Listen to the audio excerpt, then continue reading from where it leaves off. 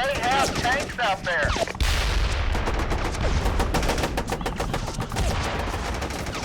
Where the hell are they? We have 2 tanks in our wire right now.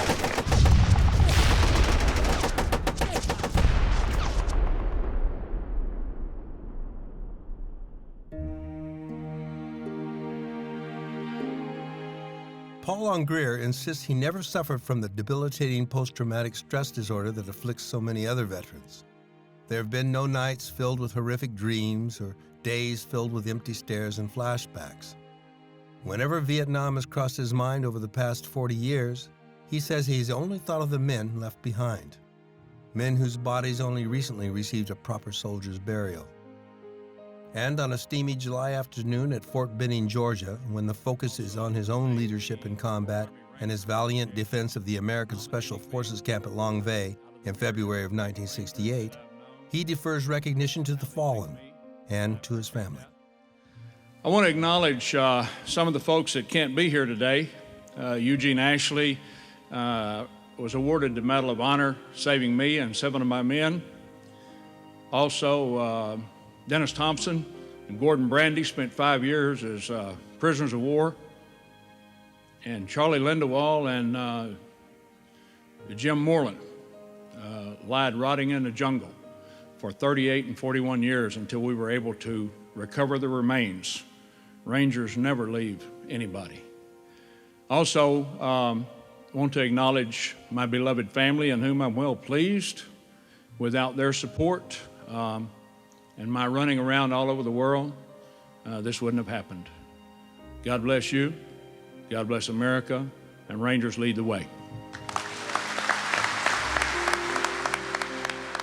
Longgrear has learned to approach Vietnam in spite of his near death there in an almost clinical fashion.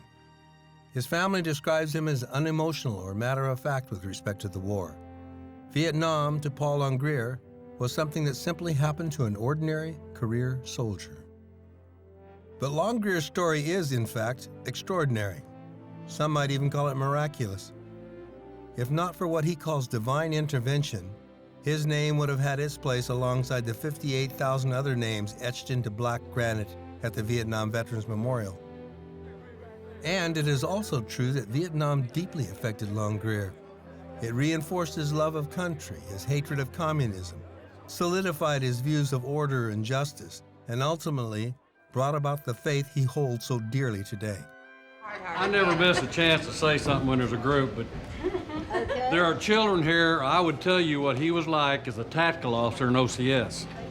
He was the meanest, nastiest person in the world, and about 10 or 12 years ago, we started trying to find everybody, and we've located 175 out of 177 class and cadre. Unfortunately, 27 are deceased. But when we found Paul, he was bringing Jews out of Russia back to Israel. And he said he was a preacher, and I said, nah, the Paul Longgrear I know is... I said, that's got to be the wrong Paul Longgrear. But it wasn't. And I'm proud to know him. He's a wonderful man. Thank you. Inspiration. The Longgrear children grew up in the shadow of the war, but rarely discussed it with their father. Now, with all of them in their 40s, they have heard the story of Lang Vei told often enough to audiences and veterans groups to push back the emotion associated with it. But the sorrow of Vietnam is something Paul and his wife Patty have known full well. They had to come to terms with the grief the war brought to their home. 41 years after Paul Longgrear left Vietnam for the last time, the Longgrear family agreed to return to the country to explore the war's effect on their family. What would they find there? What feelings would the journey provoke? Would this visit to one of the few remaining communist nations in the world provide greater insight into the past of this husband and father? And could the return help others understand how to deal with the emotional and spiritual anguish many soldiers still feel over Vietnam? He's never really shown us things that shook him to the core. And I'm sure that the things that he saw and witnessed and experienced there do have deep emotion that are attached. And so I probably will get to see a vulnerability that I've never seen before. He's very controlled on a whole. And that's a little bit daunting to think that I'm going to get to witness a side of him that I've never seen before. I'm not really sure how I expect him to react, my father to react to being back. He's always been pretty open about his experiences in Vietnam, speaks about them quite often to groups, and so I've heard the stories many times. But they're usually with little emotion, so I would imagine being back there after 40 years and even seeing some of the sights maybe, I can only imagine that he would be a little emotional about that. Probably for our family, this will allow us to even see maybe a more inner glimpse of Dad than we even have, and get to relive a little bit of an impactful part of his life, obviously, with him. Paul Longgrear was born in Cairo, Illinois in 1943. Shortly after his birth, his father left on an errand but never returned. Abandoned, his mother moved to rural Arkansas. Longgrear grew into a natural leader among his peers, but also with a penchant for causing trouble. Frustrated and bored, perhaps angered by the absence of his father, Longgrear left Arkansas to finish high school up in Oregon. He didn't have a father in the home. His father left, I think, when he was 2. He had a number of stepfathers, guys in and out of his life. Don't think he had a real father figure or a good role model of what a man was. He was going down a bad path. He had, I think, gotten kicked out of college for poor grades and maybe some altercations with other students. He, at one time, had a woman under each arm and a bottle of beer in each hand. So I think he had the macho image, the image of almost invincible. Many assumed he was and would always remain an underachiever. Longgrear left college after only a few weeks and found steady work following construction up and down the West Coast. He also found plenty of ways to cause trouble. He was a heavy drinker, had a string of girlfriends, and at one time was even an initiate in the Hells Angels motorcycle club. Growing up without a father was somewhat frustrating because I think there's a vacuum or a void in every boy to look to a man as a role model to develop into manhood. And my mother was a single parent. I went through a number of stepfathers.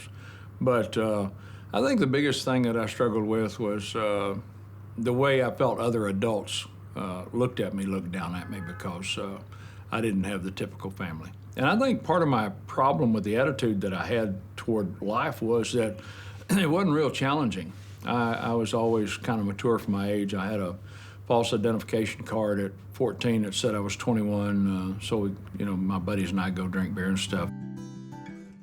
A young man spiraling downward seemed to change course when he received a telegram in 1965.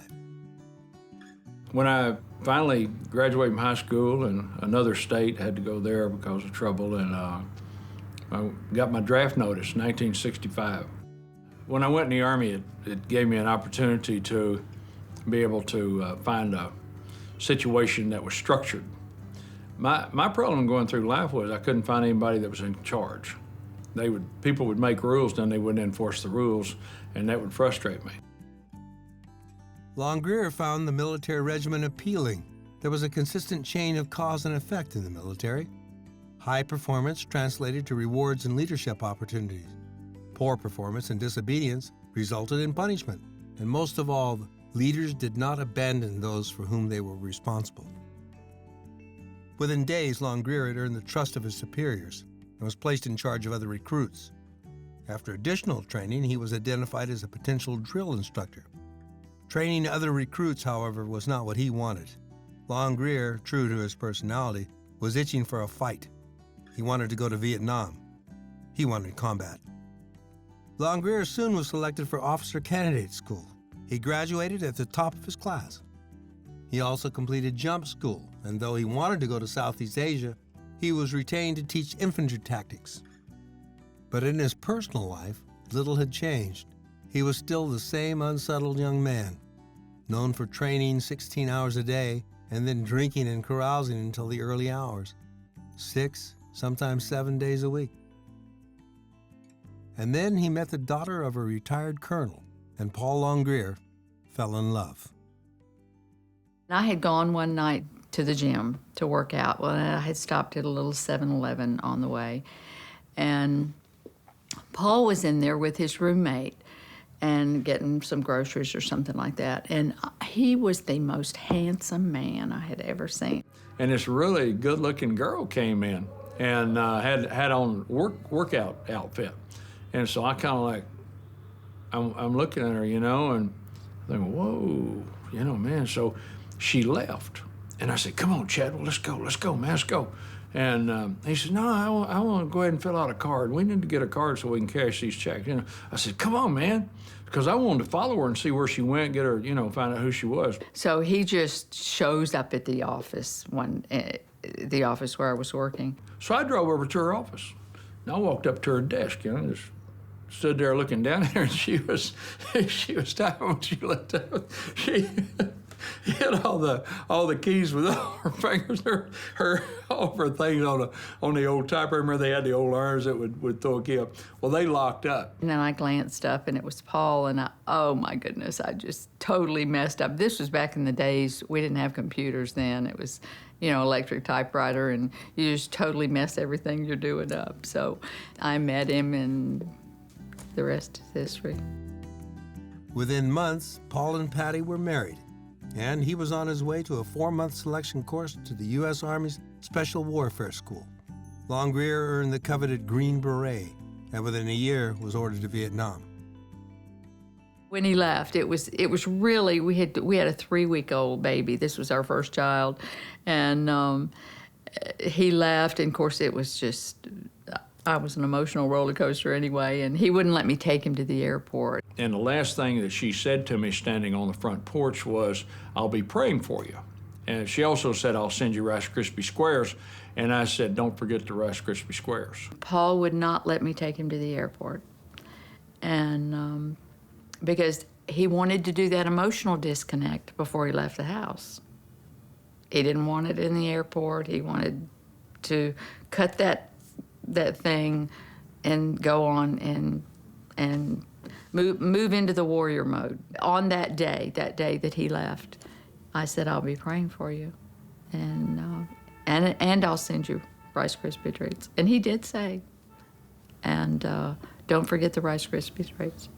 Prayer, I mean, I was fine with prayer. You could pray if you wanted to. It didn't bother me one way or the other. That was the essence of the front porch departure. Longgrear arrived in Da Nang on November 12, 1967. He was given charge of a company of indigenous soldiers known as Montagnards. Longgrear's job was to create a highly effective mobile strike force, or Mike force. Known to the outside world by the French term Montagnards, or mountain people, they are known to themselves by such tribal names as Rade and Mong, are vastly different from the light-skinned lowlanders whom the world knows as Vietnamese. Believed to be the original inhabitants of the region before the arrival of the Vietnamese more than 2,000 years ago, most of the Montagnards continue to live a Stone Age existence in the midst of the 20th century. Tough, muscular, a skilled hunter and woodsman, a man of great personal courage, the Montagnard holds the key to a strategically vital area of Southeast Asia. If he can be won to the government's cause and given the training and equipment to resist communist terrorism, the guerrillas' jungle sanctuary in the Vietnamese highlands will disappear. With this in mind, United States military advisors and the government of Vietnam early in the 1960s began a program to win the active allegiance of the Montagnards. Their primary objective was to seal off the hidden supply routes through the mountains from the communist north. 3 days before Christmas 1967, Longgrear and his Montagnards were moved from Da Nang to a special forces camp a mere 1,500 meters from the Laotian border, and only 7 miles from the famous Marine combat base at Khe Sanh. This camp at Lang Vei serves as a patrol base for civilian irregular defense group operations, mainly to effect border surveillance and also to interdict infiltration. Because the high ground you see across the river is a mere 2 kilometers away. And the fact that the enemy can mass without interference behind that does result in some danger to the camp. Enemy activity around the camp had increased, leading Longgrear to write to his father-in-law. Intel says the new camp is supposed to be overrun around Tet. It'll be hairy if they do. There's a regiment less than 3 kilometers away in Laos. Look for Lang Vei in the newspapers. P.S. Don't say anything to Patty or Mom. He would never have shared a fear or a concern, because he would have been concerned about what that would have done to me.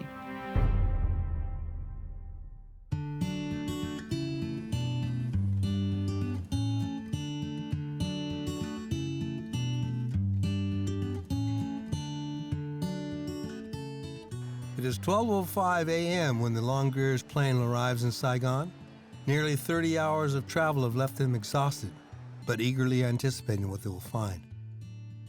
The heat and the humidity, even at midnight, are stifling, but arriving in the dark provides Paul Longgrear with a pleasant surprise when he wakes to find a very different Vietnam than he left 40 years ago. Saigon, or Ho Chi Minh City, as it is referred to in all the official Communist Party communications, is a bustling city, not all that different from any other large city in Asia. Its 9 million residents seem to defy the stereotypes of a repressive communist regime. They take life in stride, even when certain death is only inches away.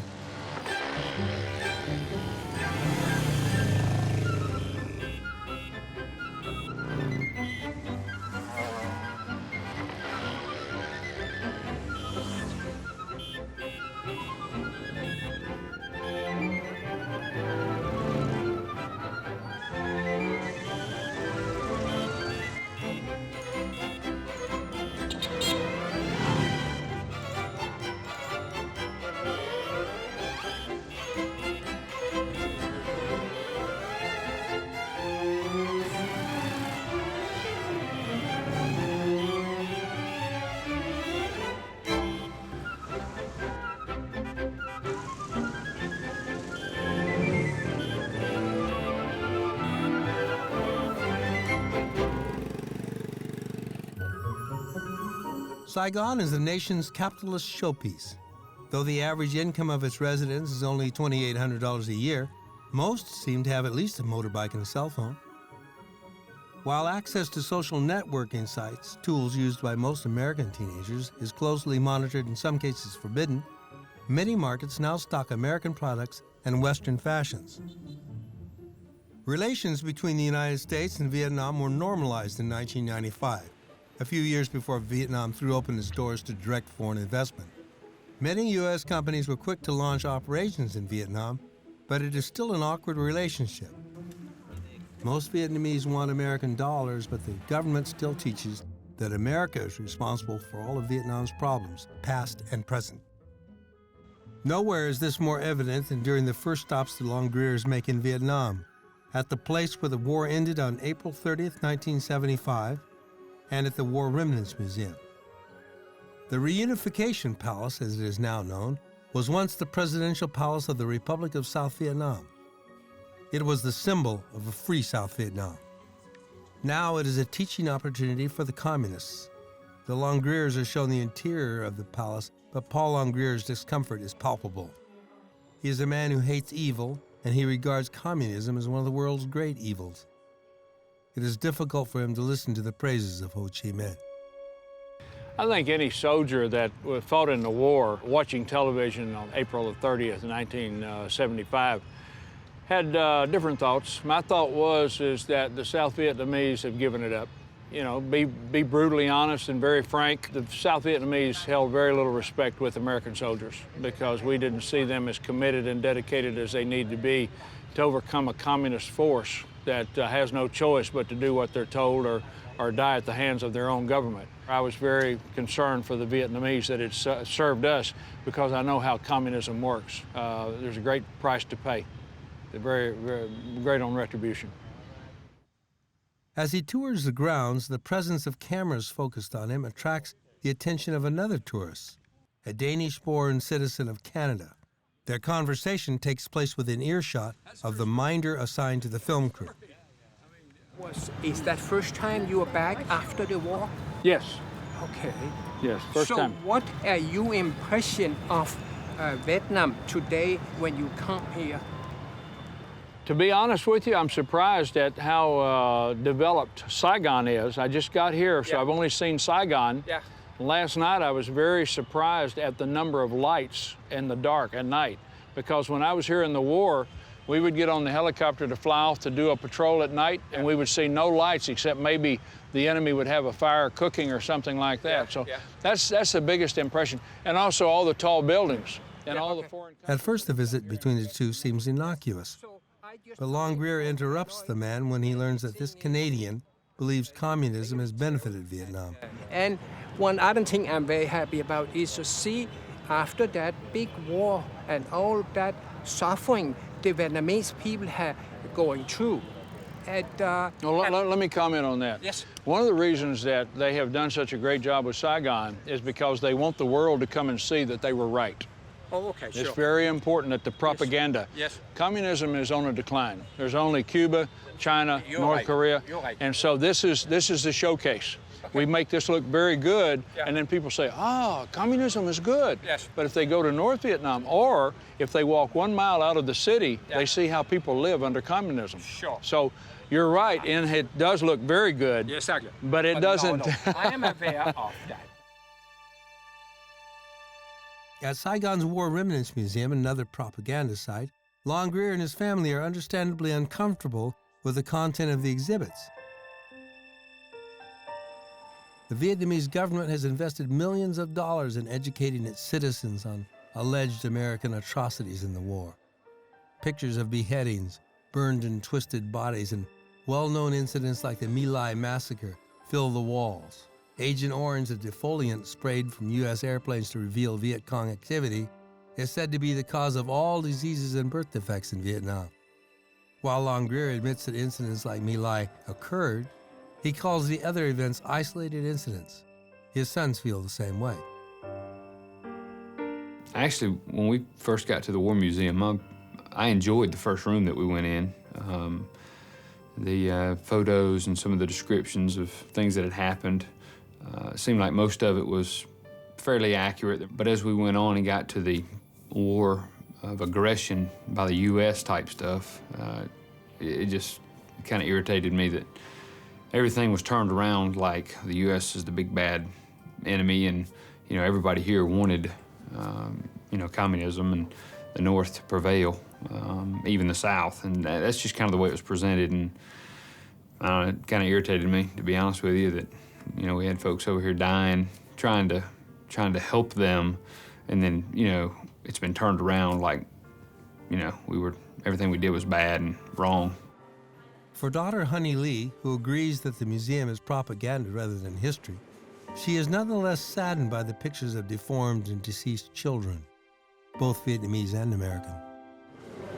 I don't think we know in America what a war-torn country looks like. I don't think we necessarily, we know what our men face when they come home, but I don't think we see what it does to the land where they currently are. And there's innocence on both sides.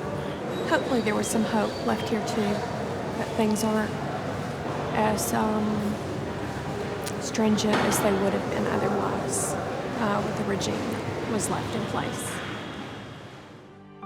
The family leaves the museum understanding the proverb that history is written by the victors. No mention is made of the tens of thousands of political opponents of Ho Chi Minh purged from 1945 to 1954, Viet Cong atrocities during the war, or the countless numbers of imprisoned and executed following the collapse of South Vietnam in 1975.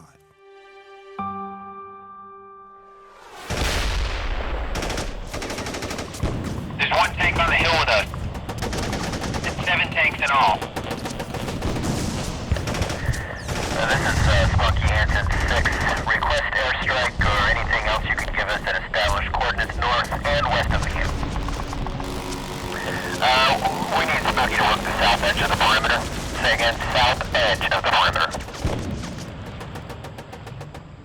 On January 22, 1968, the Marines at the Khe Sanh combat base began hearing desperate calls for help over the radio. Elements of the North Vietnamese army, supported by at least 7 tanks, were overrunning the Royal Laotian Army's 33rd Battalion, known as the Elephant Battalion, just a few miles from the border. Though American aircraft were sent to the area, poor weather prevented them from dropping bombs or even seeing the tanks. But 2 days later, a long and haggard line of 2,000 Laotian refugees crossed the border into Vietnam and made their way toward the Special Forces camp at Lang Vei. Longgrear and another Army officer flew over the column, which stretched along Highway 9. The women and children in the column were followed by 500 soldiers from the Elephant Battalion. When he landed at Lang Vei, Longgrear grabbed his automatic weapon and stood in the middle of Highway 9.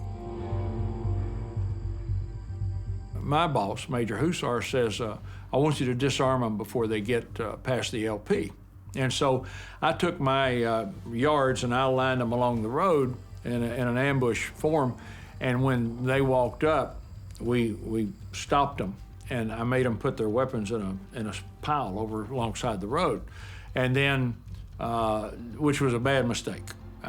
This Laotian lieutenant come running up, and he was wearing a U.S. Army Ranger tab, jump wings, and speaking English.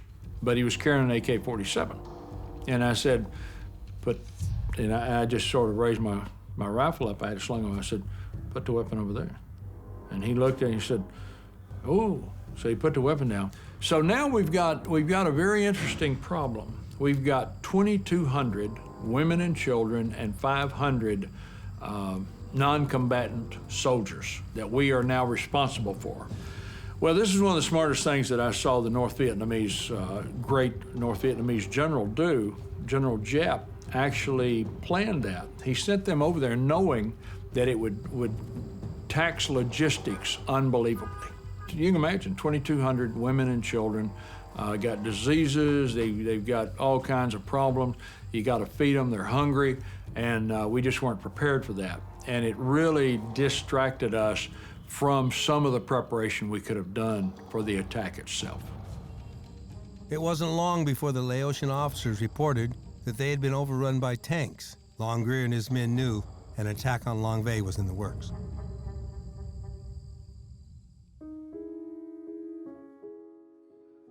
With the Longgrears settling into Vietnam, they are becoming comfortable with the local food and accustomed to the sights of Saigon.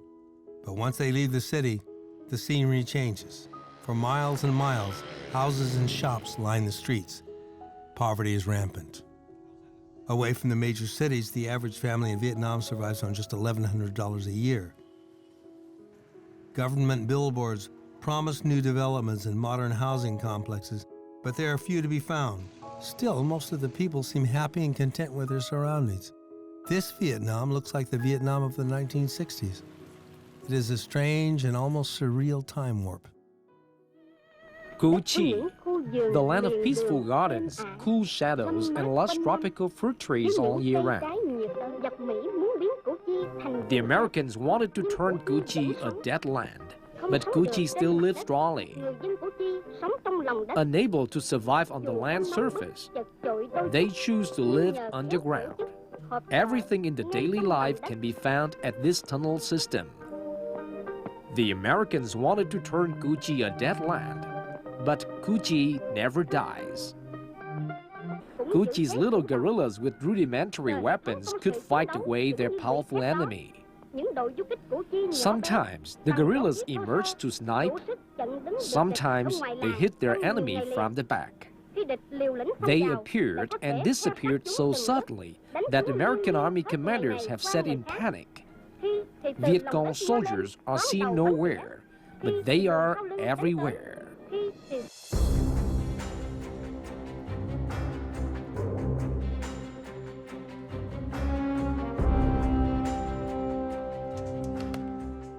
"30 miles outside of Saigon, the Longgrear's sons visit an infamous site of the Vietnam War, the tunnels of Cu Chi.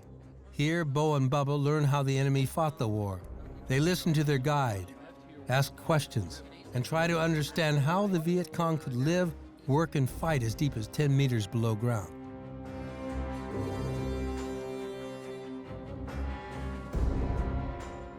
Way over here. If we open it, grenade or landmine blows up. And over there, they got enough time and... Get out? Yeah. So they have to make the tunnel entrance far away from the bunker. Yeah. Every tunnel entrance have to be far away from the bunker. Yeah. Yeah. Because of the grenade. Yeah. Grenade or landmine under here. And they made it of wood. You see wood? Yeah. What for? You see the frame and the cover. So when you put the lid on, the gap is very tight. In the rainy season, when the water rub on it, the wood is panned. So it fit together. So water doesn't get down there. You know? Okay. So they had to make it by wood.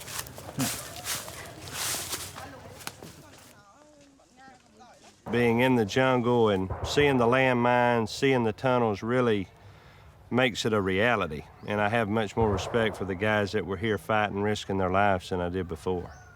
Being in the tunnels, 10 meters or 20 meters or whatever we were below the ground, not knowing what's around the next corner in the dark, and you know you're probably chasing someone. I may get trapped down here. I may get killed, you know, whatever, below the ground, never be found. What we did today is so far from what those guys did because the threat to us was minimal, if anything. But when you were down there with the enemy, I can't imagine.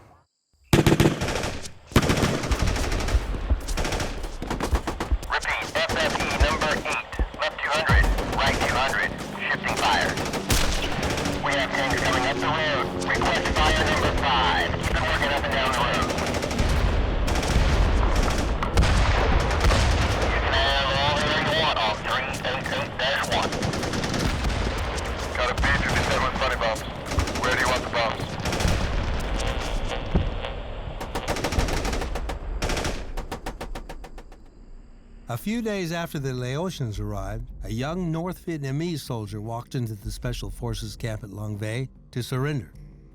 He had been battered by a constant barrage of B-52 strikes near Khe Sanh. From his unit's position, he could see Lang Vei. The NVA private had deserted his post in the night and walked to Lang Vei.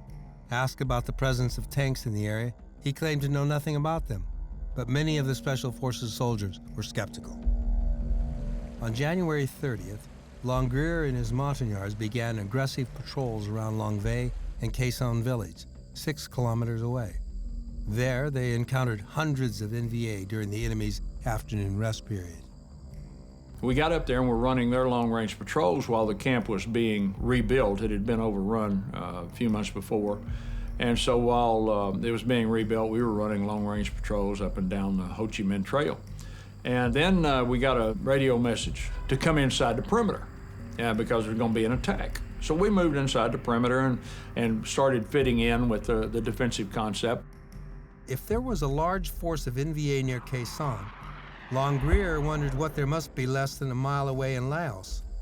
In reality, there were nearly 4,000 soldiers and support troops waiting to strike. There were only 24 Americans at Lang Vei, and some 500 Montagnards and South Vietnamese Special Forces. The odds hardly seemed good, and many of the soldiers knew it. But Longgrear trusted his Montagnards. One of Paul Longgrear's deepest regrets about leaving Vietnam was the abandonment of the Montagnards, America's steadfast allies in the Vietnam War. On this trip, he is keenly interested in learning about the conditions they now face. Though hated by both the North and South Vietnamese, who regarded them as savages, they preferred to govern themselves and be left alone. Many Montagnards had never seen a white or black man when the first Special Forces advisors arrived. They had also never used modern firearms. The Montagnards were enlisted by the Central Intelligence Agency and Army Special Forces in the early 1960s to fight the Viet Cong at NVA.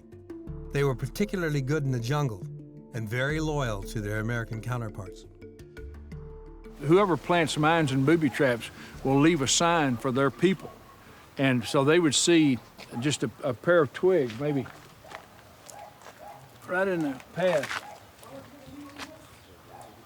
like that right there. Okay, see, it doesn't look like anything. And they'd stop, they'd hold their hand up.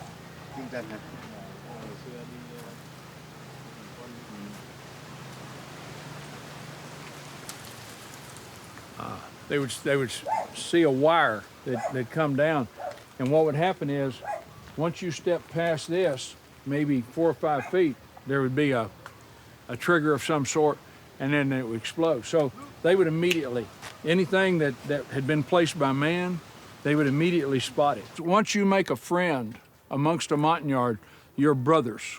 You're no longer just friends, you're brothers.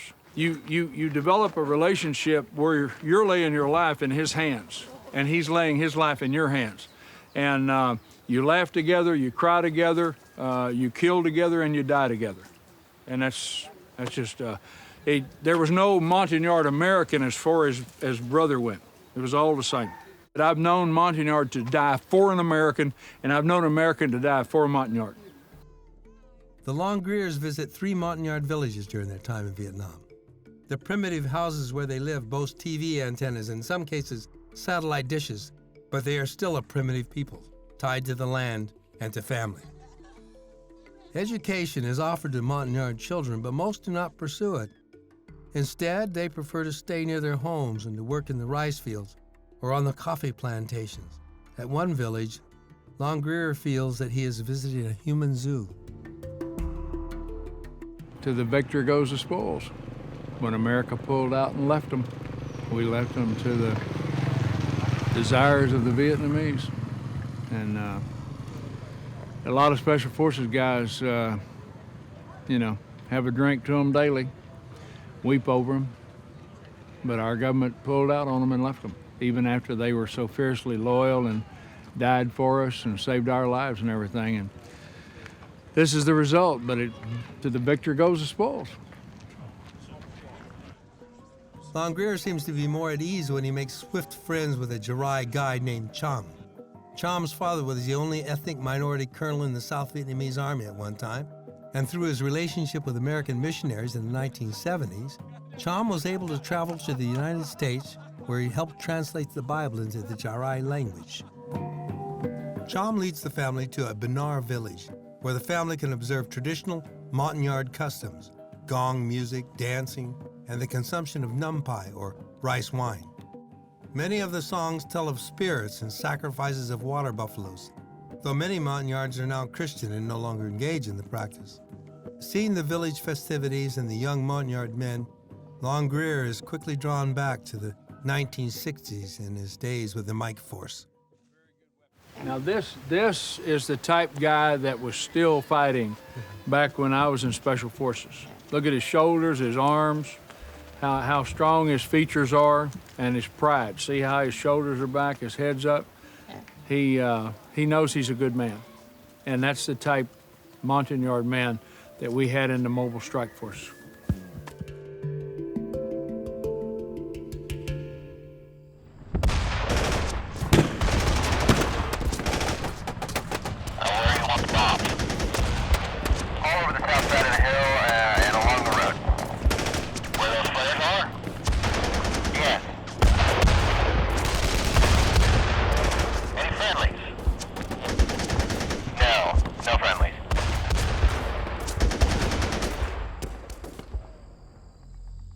Much of Paul Longgrear's time in Vietnam was spent in the jungle with his Montagnard soldiers, but his second tour in Vietnam saw him overseeing an infantry company near Chu Lai in 1969 and 70.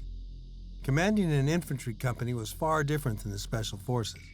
His new job required moving large units of men into combat. The men were sometimes physically and emotionally spent by the day-to-day grind of combat. On the first day Longgrear took command of the infantry company, he lost a soldier. I picked the 2nd platoon, which I had ascertained may have been my weakest platoon, and I told them, okay, the rest of the company going to stay here. I want to sweep that area, and I'm going to go with you, because I wanted to evaluate the leadership in that platoon. While we're on line and we're moving through that area, I noticed that the platoon sergeant was back over here, and some of the privates were out in front, and two of the Puerto Rican privates were walking along talking and joking and carrying on. And a lot of times when kids lose hope, they get stupid. And these kids were they were very clumsy, they were very awkward, they weren't doing a real good job. And I was getting angry because that's the way people get killed. And I saw my job as to keep them alive. And so I called the platoon sergeant.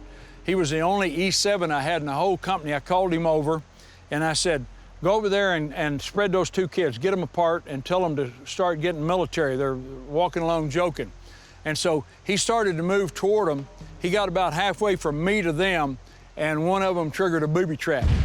And there were 4 or 5 men wounded. One of them was killed, and one was wounded fairly severely. The kid that was killed was the Puerto Rican kid that was walking with the one that triggered the booby trap. The one that actually triggered it was hurt bad, but he was not killed. The kid that was walking with him was the one that was killed. That soldier killed was the last man he lost in combat until the final week of his second tour. But there was another loss that hit much closer to home.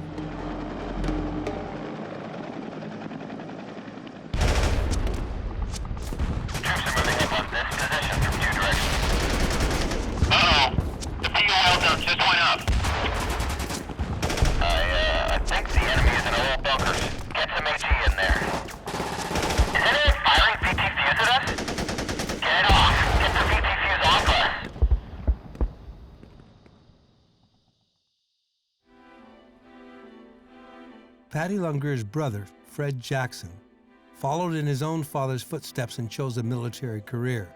He was a graduate of the Citadel and had already completed one combat tour in Vietnam with the 1st Infantry Division in the early days of the war. He returned home to earn his pilot's wings, and by 1969 was back in Vietnam as a Cobra gunship pilot. On a mission in September 1969, Jackson's aircraft was supporting a company of infantry near the Cambodian border when 51 caliber gunfire ripped through the helicopter. Jackson believed he could safely transport the chopper to a nearby airfield at Loc Ninh. He was a member of the 11th Armored Cavalry Regiment, and he was a platoon leader flying a Cobra, which of course was a gunship, and he was hit. His wingman said, "You want to set it down?" And he said, "You're smoking." He said, "No, I think I can get it back." So they weren't too far from this runway. He said, "I think I can get it back and set it down in one piece, and we can rebuild it, and it'll be okay." And that's just the kind of guy he was. He wasn't just going to throw the aircraft away if it's going to be okay. And so his wingman then said, all of a sudden he looked over, and the aircraft just exploded in the air. I guess there was a fuel leak or something, and where that smoke was coming from, and it exploded in the air. And praise God, he was dead before he hit the ground. So he never felt a thing, never knew anything whatsoever. The story that I've been told was that my grandfather was standing upstairs shaving and happened to look out the window and saw the Jeep pull up in front of the house. And, you know, did everything he could to get down and intervene or intercept my grandmother answering the door. When he heard the car come and stop, he just glanced out the window. And when he saw the notification officer and the chaplain in their uniforms, he knew what that meant, but he didn't know who it was. So he ran downstairs and answered the door. And of course, we were busy. We didn't pay any attention to it. And then I remember coming downstairs, and Daddy had already called Rosalind, my sister-in-law, down. And they were all sitting in the family room, and it was a tough day. My grandmother talks about my uncle to this day, and what a sweet, precious man he was, and how he was extremely attractive and just always kind to the underdog, and often says how much Bubba reminds her of Freddie. And he's named after Freddie and my granddaddy, his real name. On the Longgrear's journey to Vietnam, they returned to the location where a beloved brother gave his life for the freedom of the Vietnamese people. It is here, after having seen the poverty and crumbling infrastructure of Vietnam, that Patty Longgrear experiences an unexpected sense of bewilderment over the death of her brother. I never thought this before in 40-something years, but because I knew that this was part of God's plan for Fred's life. It was not a devastating thing. He just went to glory faster than the rest of us. But I did, as I traveled through the countryside, I had to think, what a waste. You know, if Fred died for this, what a waste. Fred's attitude was, that I want to serve my country. I want to be a professional soldier. This is the only war we have, and so I want to go to this war. If I get killed in this, what he's told his mother and dad, he said, if I get killed in this war, I want you to remember that I'm doing what I enjoy doing, and I'm willing to die if I have to do that. And so that brought great comfort and peace to the family, because that was his attitude.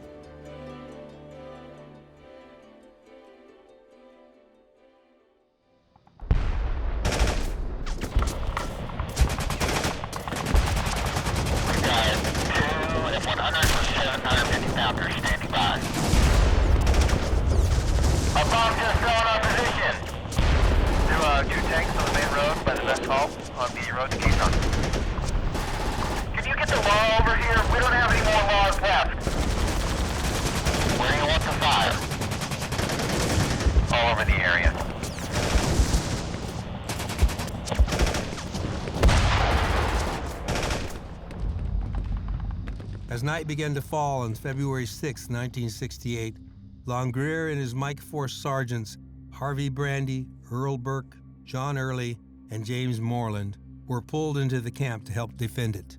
The camp's concrete bunker had been designed to withstand frequent artillery assaults from Laos, but an unusually high volume of fire began coming in at 6 p.m. Longgrear's trusted sergeant, Charlie Lindewald, who had been in Vietnam for 6 years, was sent to the observation post outside the camp's perimeter. When we pulled back into the camp to get ready for the attack, we would send out an LP, a listening post. That's a military thing that we do to try to detect the enemy before they get to the perimeter, and that way we'll be prepared. And so every night we would send out a patrol. Well, this particular night, it was Charlie and Sergeant Hannah from the A-Team. Kenneth Hanna. So they went out and didn't get very far out, maybe 200 or 300 meters, and all of a sudden there was all kinds of shooting and explosion and everything, and they come running back in. And so I went to them and what's up? And I said, sir, the yards just started shooting and carrying on. I said, well, did you guys see anything? I said, no, we didn't see anything. I said, well, I'll tell you what. I said, go ahead and disperse back in. I said, you know, obviously the yard saw something. And then the colonel came over. He happened to be there that night. And what's going on? So I explained it to him, and he said, I want those men back out there. And I said, sir, if the yards say there's NVA out there, then they're out there. At 12:30 a.m., Lindewald reported movement below his position. An intense engagement erupted near the observation post. It was the last time Paul Longgrear's Mike Force Sergeant Charlie Lindewald was seen. Another Special Forces Sergeant, Kenneth Hanna, radioed that Lindewald had been mortally wounded, and within moments, Hanna too was dead. They went right into the enemy and sat down right in the middle of them. Well, the first shots that were fired hit Charlie 3 times. According to Hanna, he called on the radio and said, I need a medevac. I need a medevac for Charlie. He's hit 3 times in the chest and stomach. And about that time, the radio went dead. Well, he had drugged Charlie back into a little tunnel-type bunker, hole in the ground, and was leaning over him talking on the radio, and they shot him and killed him, and he fell across Charlie. And so 37 years later, we've got to the bodies, and Hannah's skeleton was actually laying across, diagonally across Charlie's, where he had been over him trying to administer to him. 5 minutes later, the radio crackled with the voice of Sergeant Nicholas Fragos, one of the camp's regular team members. He confirmed the report of the Laotian soldiers from the week before. The NVA did, in fact, have tanks, and they were rolling over the wire. Longgrear and his fellow Green Berets began to attack the tanks. I want you to put those hard bombs to the east of the camp entrance on the road, Jacksonville. 06 wants you to keep those flares coming. We have a very active tank on each end of the perimeter. Tanks and a lot of infantry coming into the camp. When I fired at the PT-76, I was trying to put it into the driver's opening right there, the first one I fired at. And so I was about from here to that tree stump right there when I actually fired the first law, and it hit.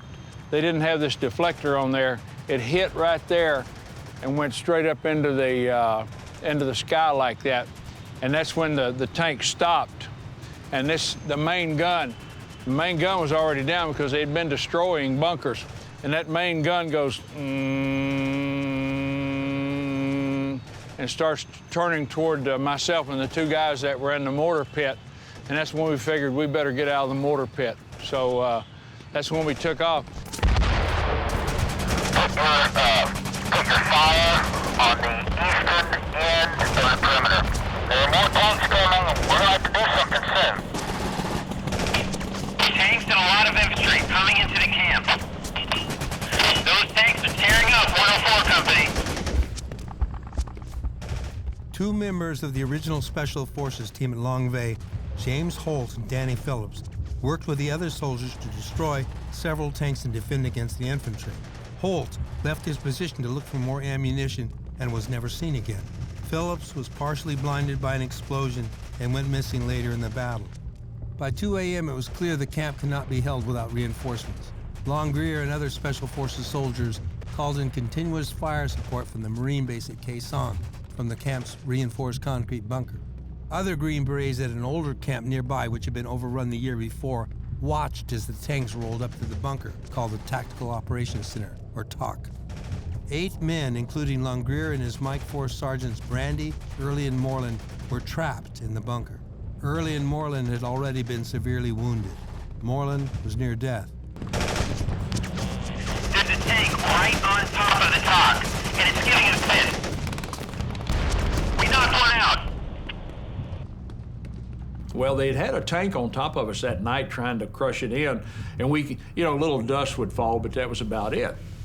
But they did destroy with the tank, they pushed down all the antennas and cut the wire to the generator, so it's pure black in there and no communication. So the next morning, they told us they're going to blow it up.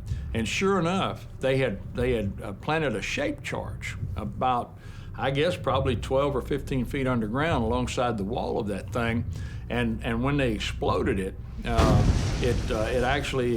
it blew a watch off my arm, busted my head open. Everybody was wounded, but at that time, they began to swarm. There were 100 or more, I don't know how many there were, but there were a bunch of them.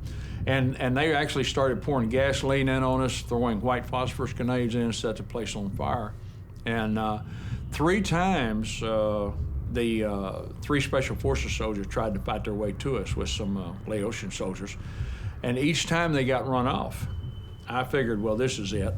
And all during this battle inside, starting that morning, not until that morning when they blew it up, from that time on, there was this recording twirling around my head saying, I'll be praying for you, I'll be praying for you, be praying for you. And I'm kind of like, okay, trying to shake it, But when those 3 guys got run off the first time, I sort of got over in the corner, I looked around, I didn't want to, embarrass myself in front of my buddies here. I mean, had a lot of personal pride, false pride, but a lot of pride. And I said, look here, God. I said, I've lived the way I want to live. And I've chosen to live that way, and I'm prepared to die that way. But my wife and my daughter have never hurt anybody. My wife's a Christian, and my daughter's just a baby. And so I'm not asking anything for me, but I expect you to take care of them. You understand that? The trip to Lang Vei, now 43 years after the battle, begins on a dreary morning in Hue. Lang Vei is a mere 120 kilometers, or 80 miles, from the ancient imperial city, but in Vietnam, 80 miles isn't easily covered. The trip will take 3 hours, plenty of time for reflection along the way. Longgrear and his family have been told that they will meet a North Vietnamese soldier who participated in the battle as a 19-year-old private. Now a retired colonel, Pham Huy Hai, has flown from Hanoi to Hue to meet Longgrear.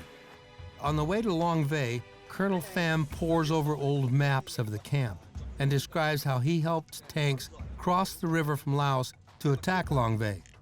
His trip to Lang Vei is also his first since the attack on February 6th and 7th, 1968. It is clear that he is eagerly anticipating this meeting. historically speaking, the enemy had to pull away, withdraw, because we had air superiority and fire superiority, and in daylight, they just didn't have much of an opportunity or hope.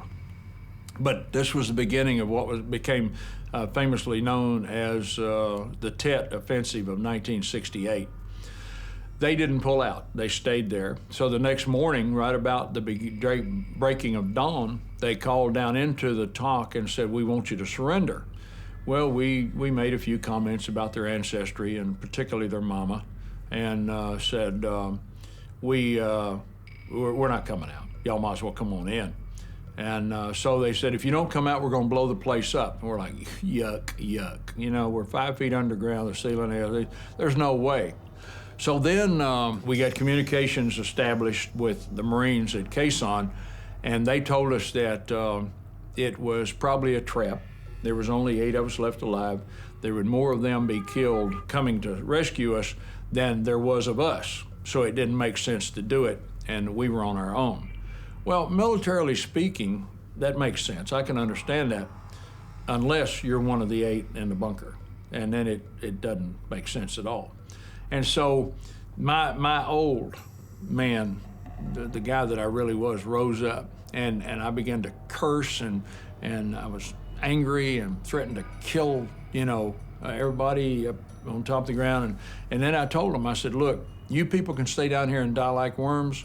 I'm going up on top of the ground and die like a man, and I'm taking my 2 men with me. I had 2 men in there that actually belonged to me. The other 5, the 4 belonged to the captain. So they said, well, the captain said, well, wait a minute, if the lieutenant's going, we're all going. This was about 3 o'clock the next afternoon. We hadn't had any water to drink. We're all bleeding. When we came out of the bunker, Specialist Moreland had been wounded in the head the evening before, as a matter of fact. And he laid there all night long, trying not to cry out in pain. We were all wounded. We were all trying to think of the other guys. And so when we started pairing up, I said, who's going to take Moreland? And we were all wounded and shot up. And they said, I can't carry him, I can't carry him. And I said, well, okay, if somebody will take point out, they said, no, it's your idea, you go first. So we made a quality decision that we were going to leave Moreland. Emmanuel Phillips was the second oldest guy in there. He's a pretty mature guy, pretty sharp. And he said, let me see if I can't do it. Well, he went over and he realized Moreland had died. And so we actually left Moreland's body there. And so we all started out, and so I'll be praying for you, Get up on top of the ground. I'm leading the way since it was my idea. I get up on top of the ground, and here's these A1s are flying in.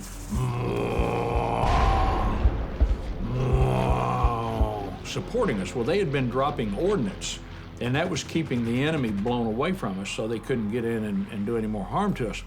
And what they figured out was they were hiding in our old fighting positions while these A1s were dropping bombs. Well, as soon as the A1s would have to leave, and before more got there, they'd be back on us again. And so the colonel, we'd called the colonel and told him we were coming out, and he said, okay, let's formulate a plan. They're going to make 3 wet runs, dropping ordnance, expending ordnance, and then they're going to keep flying over. Hopefully the enemy will not realize that they're being duped, and they will stay hidden, and that'll give us a better opportunity to get. And it was a great plan. And as far as, it's the only plan we had. And so we're up there, and these A1s, I get up to the ground first, and I look around there, and I don't see anybody moving or anything, and these A1s are coming in. And it's like, come on, guys, come on, hurry up. I'm looking back down the stairwell that we came up. And so finally they got up on top of the ground. Well, as I'm waiting, I look, and here comes this A1, and this A1 looks, the pilot looks right down at me, and I look up at him. Now, up until that point, I didn't have any hope, didn't have any dream of getting out of there alive. But he took and he tipped his wings like that. Well, when he did, it gave me a surge of adrenaline that just, all of a sudden I began to say, wait a minute, I'm not a dead man. I may make it out of here. And that was really a very important moment. The the guys finally got up on top of the ground. And I said, all right, go that way. I've got you covered. And so I'm walking security for them, and all of a sudden, out of the corner of my eye, I see movement. And these two guys are sitting behind this machine gun. And they, you know, they raise up, and I guess they heard something or something. They raise up and look, and when they did, well, I turned and assaulted them, and I was going to fire a burst of 6. Right before we left, I'd taken I had 1 magazine left of bullets. I took my bullets out, cleaned them off, made sure they worked, put it back in, and put one in the chamber, and I had 19 bullets. Well, I was going to count, I was going to shoot 18 of them at them, and then I was going to save one for me. I'd been in jail as a kid, and I wasn't going to be locked up again. I didn't like it. I don't want to be locked up, and especially in some foreign prison somewhere. And so I assaulted a machine gun, and I fired 3 rounds, and my rifle jammed. Well, I'd been wounded in the ankle with a hand grenade, and it popped, and I flipped on my back. The last thing that I said to my guys was, you stay where you lay. If somebody hits the ground, nobody goes back. And I made them all agree to that. And I said, I'm trying to get as many of us out of here alive as I can, and if you go back, it's automatic death, and we know that from combat. So when I hit the ground, I immediately threw my hand out, thinking that one of them would grab it, and they were gone. I looked, and they were nowhere to be seen. And so I thought, oh, they ran, and I thought, wait a minute, that was the rule. If you hit the ground, you stay where you lay. So in the meantime, this airplane is coming down, and it goes, and it stops in midair. I'll be praying for you. And I look up at it, and I'm like, I'll be praying for you. I'll be praying for you. Whoa, something weird, man. And then I listened, and the artillery had been coming in all around us to keep the enemy from reinforcing each other. And the artillery rounds, there were no explosions, they just stopped. I didn't hear anything. And then I looked around, there was a tank sitting right beside of the TOC that had been killed during the night. And when we came out, smoke was sort of wisping out of it like that. And I looked back at the tank, and the smoke was dead still. It wasn't moving. I said, and I'll be praying for you, I'll be praying for you. I said, oh man, this is unreal. And then I thought, oh, wait a minute, I understand, I'm dying. I've lost a sense of motion, I've lost a sense of sound, and pretty soon I'll be blind, and concurrently at the same time, this warmth, kind of a sort of a jelly or cream or something was starting on top of my head and starting to come down my body. It was very warm and comforting. And I thought, that's death. I thought, pretty soon I won't be able to see, and I won't, I won't feel anything from here, and then it'll just keep going down, and I'll be dead. I said, oh, it's not as bad as folks give the impression,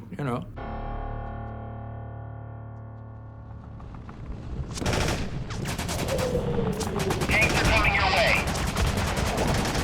I'm out of rockets. You mark the trail at the east entrance of the camp. Let me go at it. I think I can get it. Do you want us to put something on that map? No. Where do you want the bombs? Put the bombs just to the south of the Green Star cluster to get the tank. We're moving off the hill.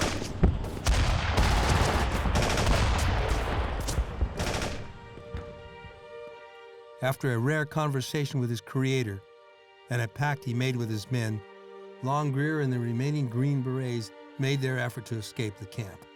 Longgrear's men left the bunker and ran one direction. He went the other direction to cover the escape. For 43 years, Paul Longgrear has talked about what happened next. Skeptics balk at the account, but his story has not changed since the fall of Lang Vei. I actually started to relax, and at that time I heard these footsteps, and so I thought, what dirty little slime, and so I took my rifle, I was going to hit him, and I looked around, and there stood God, and so I immediately went into a fetal position. I had heard about God. I grew up in America, You watch TV, you hear, back then, you know, we went to school, we said the Pledge of Allegiance, and we had prayer. The only prayer I ever had was at school. And so I knew there was a God. I mean, I knew that. Come on, I was a grown man. I wasn't an idiot. And, but I didn't have any relationship with God. And I'd heard that he had a son named Jesus. I'd heard that. Growing up in America, everybody's heard that, surely. And somebody said something about he died for you. Well, that was the breaking point for me. Nobody ever died for me. Nobody really loved me. I was not lovable, and I knew that. But this, you know, there stood God, and this, I'll be praying for you, I'll be praying for you, and this warmth is moving over my body. And so when I go into the fetal position, everything is dead silent, you know, and he says to me, God speaks to me, and he says, what are you going to do now? And I thought, ooh, I said I wasn't asking anything from me. And he said, what are you going to do now? And so I'm like, that's the God. That's the God talking to me. What do you say to the God? You know, I didn't know the Roman Road or the Sinner's Prayer. I didn't know all that stuff. You know, I'm thinking, what do you say to God, man? I mean, down in that bunker, I was dying. I was a bad dude. Look, God, you take care of my wife and kid, you know. But I was kind of talking to a God that I wasn't even sure existed, maybe. And here he is. I mean, he's standing there, and he's talking to me, and he's waiting on me, and tears came to my eyes. And so I was thinking, what do you say to God, man? And then after what seemed some period of time, I don't know if it was a second or 2 or 3 minutes or something, he said, what are you going to do now? And I'll be praying for you. I'll be praying for you. All of a sudden, I realized that I had an option. I had to make a choice. I was either going to submit my life to him. It didn't mean I was going to live now. There wasn't no bargain going on. I was either going to submit my life to him, or I was going to not have a life with him. And if I got out of there alive, I still would be in the same boat I was in. I'll be praying for you, be praying for you. So in frustration, I just cried out and I said, you remember the airplane tipped its wings, gave me the hope. I said, God, I don't want to die, not now. That's all I said. And the airplane took back. Explosion, I look around the tank. The tank is the smoke is whispering. I look around and he's gone. I'm laying there, great peace and love. For the first time in my life, I felt like somebody loved me. At home, Patty, still living with her father while Paul was in Vietnam, turned on the evening news and was shocked by what she saw. North Vietnamese troops, using tanks for the first time in the war, attacked the outpost of Lang Vei, defended by 24 Green Beret advisors and 400 Vietnamese militiamen. At least 13. You have to understand that during a wartime situation like that, the people at home, their life is revolving around the news. The night that they said that Lang Vei had been overrun by tanks, it was a huge news story because it was the first time that they used Russian tanks in the war. And Paul had written my dad a letter, and I didn't know it until later, that about the fact that he was going there and it looked like there was going to be trouble. So Daddy was a little bit more in tune to things. So we knew that's where he was. I had gotten a letter the day before saying that he was going there. And so I knew that's where he was. Well, the first newscast said that there were 8 Americans left alive. And there were 2 Americans on the newscast. So that kind of, 8 minus 2 leaves 6. And so, and Paul was not one of the 2. Driving anyone out of the bunker. We knew that he was in that battle, but we didn't hear any news. And every time the doorbell rang, you just froze, but you just wait, and no news is good news. She and her father immediately began to make calls. And then a startling call came, in which Longgrear's mother said her son's picture was on the front page of a Memphis newspaper. She was hysterical on the phone, and she said, he's alive. She'd seen this picture in the Memphis newspaper, and she said, that's him. I know that's him. Well, there was no name on it. And so Daddy and I got in the car, and went to all the places that sold newspapers. We couldn't find a newspaper that had the picture. And so my father called the airlines, Delta Airlines, and he said, if you will bring that paper to Columbus, I'll pay for the airline, I'll pay for a seat. And so we met the airplane at the airport in Columbus the next morning, and all the crew came out with the newspaper. I mean, they knew the story and they wanted to see the reaction. Paul and the other wounded survivors were flown to Japan for medical treatment, but 3 of his soldiers, Burke, Lindewald, and Moreland, never left the camp.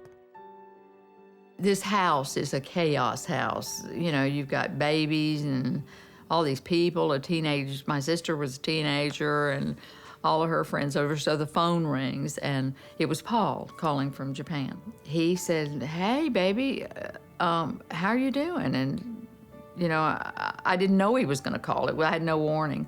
So anyway, in the midst of the conversation, he told me he was saved. And I said, I know. He didn't know about the newspaper. He didn't know about it being in Newsweek. He didn't know about the television reports. And so our communication, and then he said, no, I got religion. And I was in shock. I mean, because I didn't know what this head wound was, so I wasn't sure he had his right mind. I didn't know. So that was the first time. That was the initial shock.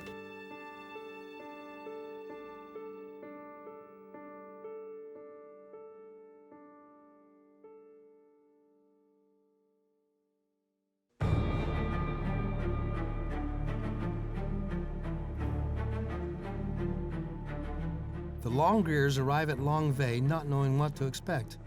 Paul Longgrear hopes that Colonel Pham will be a professional soldier, and he is pleased to find out that he is. The meeting is awkward at first, but before long, the old soldiers are exchanging memories of the battle.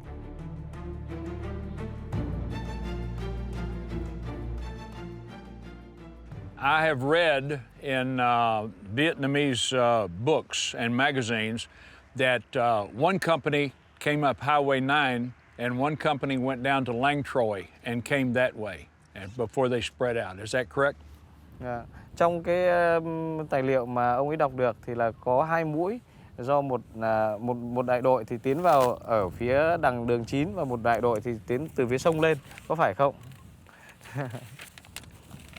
Tôi có một cái tư liệu vẽ tay. I just draw it myself. Okay. To show you. Và trên hướng này xe tăng tăng chúng tôi vào sớm 2 tiếng. And chờ dốc Làng Choài. In this direction, the tank came 2 hours before the xếp hàng 1 chờ. Before the agreed time. 2 hours ahead of time. Không triển khai được đội hình. So we could not deploy because we came early. Then we have to sớm 2 tiếng. 2 hours ahead of schedule. Yeah, they were very excited. Vì hướng này bị sa lầy và bộ binh đến chậm. Và chúng cũng chưa tới giờ. Pham wants to know where in the bunker Longgrear shielded himself from the grenades and flamethrowers the NVA used while attempting to roust the Green Berets. He's surprised to hear that there were 8 Americans in the bunker. The bunker, there were 8 men that stayed in the underground bunker at the end of the battle. And they threw in grenades and the flamethrower and everything. Could you make them? Could you draw the design of the bunker? Yes. Okay. I'm not an artist. Ông bảo ông không phải họa sĩ đâu nhé. Just for my understanding, sorry. No, it's okay. Ở trong đó thì có. There were columns. Có những cái cột, the wooden one. To hold up the ceiling. Okay. The wooden one. And over here were the radio. The hole in the wall was right there. There were also little breathing ports for air. Có cái lỗ thông hơi ở đấy. Like this, okay? And they were pouring in gasoline in these. Đổ xăng dầu vào. Lúc đó có đổ xăng đổ dầu vào. And also they were throwing in the grenades. Đồng thời là có ném lựu đạn vào. And the flamethrower set everything on fire. Thế còn hỏi thêm một điều nữa. Thế lúc đó ông ở đâu? Where were you Trong cái then? lúc mà như thế ông ngồi đâu? Ông chỉ đốt vào cái điểm ngồi. Điểm ngồi cơ. Điểm ngồi cụ thể. Góc này, góc này, góc này, góc này. Tôi đâu ngồi đâu, tôi mới hỏi đâu ngồi đâu. Trong cái hỏi này. Trong cái điều kiện đấy He's ngồi very đâu. curious. Exactly, where were you in the bunker? Where was I in the Để bunker? tôi nói trước vậy. Cho ông ấy nói. Tôi hiểu. Thế. Vâng. Right there. Không phải. Đâu. Đâu. No what? Ông bảo là ông ở đây. Đây tôi hiểu này. Vâng. Lúc đó ít nhất cái hầm nó phải có một cái dạng. Chúng tôi hiểu đấy, mà sau này phân tích ra tôi hiểu nó như thế này này. Dù kiểu gì thì các ông vẫn phải có một cái ô riêng. Một là nằm bên cạnh. Đây có đường thoát. I was thinking that you have some compartment in there. Mà cửa ấy phải là cửa bọc thép. No, there was no compartment. Hoặc là cửa bê tông. There was this one Đây là tôi room, giả định. Tôi giả định thôi. Plywood. Còn toàn bộ cái này nếu ở đây hết. No. Thế thì tại sao ở đây mà tồn tại được? No. Có nếu không thì ít nhất How trong ô could này. you survive? God. Thế mà vẫn tồn tại. No. Nhờ Chúa. No. This is the lucky man who made it out of the bunker.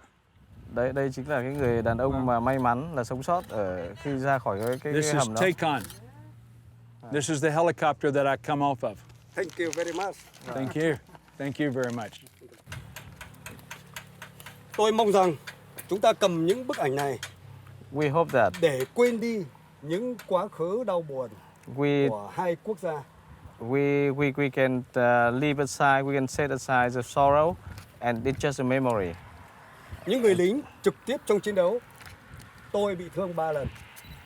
I have 3 times wounded. Yeah. Because I got involved into the fighting. Vô cùng cảm thông với cái người trong ảnh này. I very much sympathize with the man in this picture. Mong rằng hai dân tộc chúng ta sẽ sớm quên đi cái buồn đau ngày xưa và vươn tới những cái tốt đẹp. We hope that we will set aside the sorrow and the pain in the past and look forward to the future. I have looked forward to meeting someone from that battle for many years. Thực sự là tôi cũng rất là muốn từ rất lâu rồi. To show them that I have no ill feelings at all. Thank you. My pleasure. My pleasure. Longgrear is standing only yards away from where his soldiers Lindewald, Burke, and Moreland died. Lindewald and the soldier who fell on top of him, Kenneth Hanna, were both recovered and returned to the United States for burial early in 2005. Longgrear was at both funerals. And in February 2011, Longgrear's medic, Sergeant James Moreland, was recovered and brought home as well. I've seen my mother fall apart twice, and they were both very, very brief moments. One was when right before my grandfather died, and then the other time I saw her become very emotional was at Moreland's funeral. And this totally took me by surprise. I would have never in a million years guessed that my mother, who is such a rock and so emotionally controlled, would have had this reaction, but they did a flyover, and it's referred to as a missing man flyover, and the planes are going in and that last man falls off and rolls to the side. And when that plane rolled off to the side, she turned and just fell against me crying, and she said that could have so easily been your daddy. When Longgrear completed the funeral, he was physically and emotionally exhausted. Questions about the whereabouts of a soldier he left behind were over. Well, I didn't bring home Linderwall. I didn't bring home Thompson. I didn't bring home Brandy. It was all the same. I just had the advantage of knowing where Moreland was. I went into that battle, a total of 7 men, and I came out with 2 of us. Moreland was just another victim, and I don't know how that's going to play on TV or anywhere else, but that's just professional soldierism. It was an emotional time, especially when the flyover. That was, kind of it broke the somberness of the moment. It was powerful, but it was a good day because it was a closure day. When that funeral was over, I just passed out.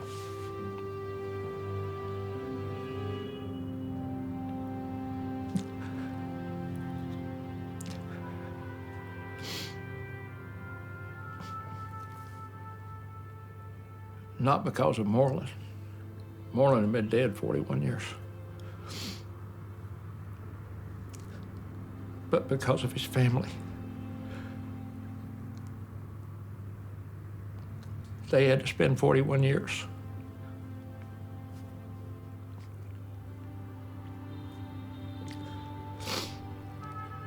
not knowing. I knew where Moreland was, but they were missing a loved one. And so, to bring his remains home and to give them to them brought closure to them.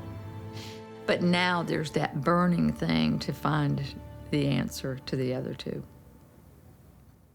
This is the request. At the conclusion of his meeting with Colonel Pham at Lang Vei, Longgrear passes a handwritten message to his Vietnamese peer. He inquires about the 5 American soldiers captured at Lang Vei. In reality, only 3 were officially listed as prisoners. The question is intended to provoke a response about the 2 soldiers never recovered. Tức là có cái thông tin về 2 người lính. Xin cảm ơn nhiều. Many of soldiers have died from old age now. Tất cả hầu như là nhiều cái người mà từng tham gia chiến đấu đều đã già hoặc là chết đi rồi. But there are 2 families that have the weeping heart, the crying heart. The families of the 2 men that I gave him the name and asked him, please, see if he can help find these 2 men. Just what happened? Did they bury them? It's okay. Tức là có cái thông tin, tức là thì cũng nếu có thông tin thì cũng mong các ngài cung cấp. And then everyone will have peace in their heart, including me and him. Và tất cả mọi người thì đều được trở về bình yên khi mà tìm được người thân. Là ngay trên đường chúng tôi rút ra thì cũng bị máy bay và pháo truy đuổi. Pháo truy đuổi. I would like to share the feeling. I would like to tell you the truth. The fact that when we were withdrawing, we also lost. There was a shelling in. There was a bomb. When we were withdrawing. So I'm not sure about any information about the other friends of yours. Yeah. But because when we captured the prisoner, we took them out, and many things could happen with them, unfortunately. Yeah. Yeah. But most units, professional units, will record. You know, they will look at the dog tag, and they will say died, captured and died. It's no problem what happened. Even if some soldier killed him, it's not a problem. It's just that the family would like to know, were they captured, were they killed? If he can't find, it's no problem. But I believe that he is a man of honor and he will try. So Jim Holt is like MIA? No information? Yeah, Jim Holt, no information. Không có thông tin gì cả. Vâng. Yeah. Còn ông chính viên của chúng tôi đưa về được rồi. Yeah. The only thing that I have to go on is I have 6 Vietnamese publications written by the People's Army of Vietnam, the National Office of Vietnam, and in there it says that the people who attacked, the 325th, I think, who attacked Lang Vei, captured 5 American prisoners. 3 came home. 2 have never been accounted for. And if he can find them, I would be appreciative. If he can't, I understand. Những đứa trẻ mất cha, chúng ta đều không muốn. We are the soldiers, so we obey and we have to fight. But no family want to leave, want to say goodbye to their father, their son, or their husband. Amen. God bless. Xin cảm ơn. Mong ông được. Longgrear's letter pleads for a renewed search for the remains of Sergeant Danny Phillips and James Holt, 2 American patriots left behind on the field of battle. The end result, he said, will be peace for the families. But recovering their remains may bring an equal amount of peace for all the Lang Vei survivors, especially for him. After Paul Longgrear's encounter with his Creator, he found a renewed purpose in his life. He would be a better soldier and husband, but he would also become a preacher, and later, a missionary. He would tell others about the Jesus he met at Lang Vei.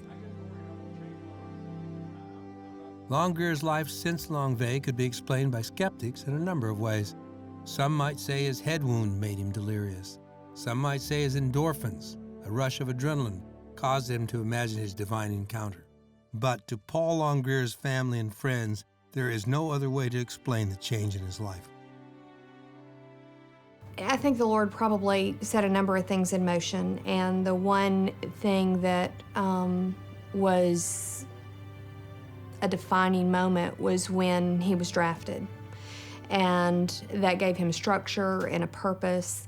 And then as time moved forward and he went through OCS and then Vietnam, and he had a father-in-law who was a full colonel, all those small successes and then a role model probably reaffirmed who he was. He's his own man. Daddy is his own man, and he has a principle base, and he acts according to that, and he's not going to be influenced or swayed by others around him to try to modify to the group, but he follows his moral compass and the principles that he believes in. He's a godly man. He's a leader in every regard. Very few situations have I ever seen him in, if at all, when he was not in some way leading. Maybe not out front, maybe from behind the scenes, but he had an effect on whatever group he was involved in. I have been very interested on this trip and asking Daddy detailed questions. The purpose for that probably is because I know it's such an important part of his life, and because of that, it's a part of who I am as well. Vietnam's been extremely powerful, I guess, that experience in our lives, and it's passed on from generation to generation. But I think the being drafted and serving in the Vietnam War really impacted who he became. It is this change in character brought about when a man reached the end of himself and found no hope other than what God offered him that prompts the question, did not the old Paul Longgrear die at Lang Vei? That's where he lays. That's it. This is where the old man is.